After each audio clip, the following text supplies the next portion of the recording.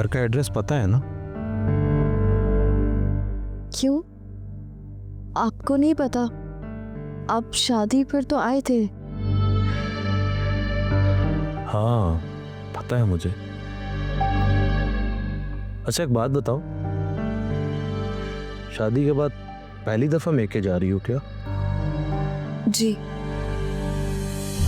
फिर तो हसन को तुम्हारे साथ होना चाहिए था, लेकिन वो तो घर पे भी मौजूद नहीं है। उन्हें जरूरी काम से जाना पड़ा, इसलिए नहीं आ सके।